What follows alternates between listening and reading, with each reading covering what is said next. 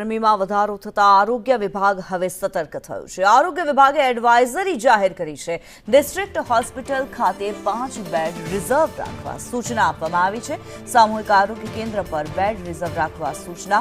શહેરી વિસ્તારોમાં આરોગ્ય વિભાગ દ્વારા તપાસ પણ હાથ ધરવામાં આવી છે। હીટવેવની તૈયારીઓની સમીક્ષા કરવા સૂચના આપવામાં આવી।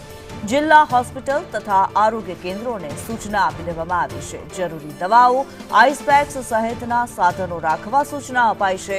રાજ્યમાં અત્યાર સુધીમાં 8 હીટ સ્ટ્રોકના કેસ નોંધાઈ ચૂક્યા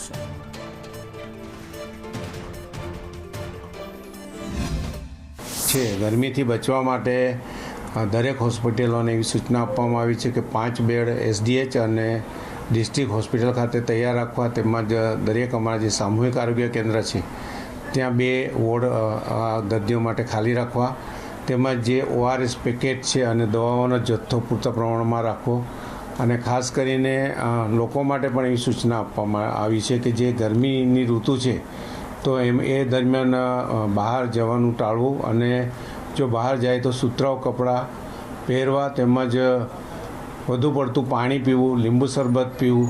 અને જો કોઈ ગરમીમાં કોઈ પણ દર્દી અથવા કોઈ પણ વ્યક્તિને તાવ આવે કે ચક્કર આવે એવું કંઈ લાગે તો તાત્કાલિક નજીકના દવાખાને સારવાર માટે જવું, કે જેથી આપણે આ જે હીટ સ્ટ્રોકથી મૃત્યુ થાય છે એ આપણે અટકાવી શકીએ।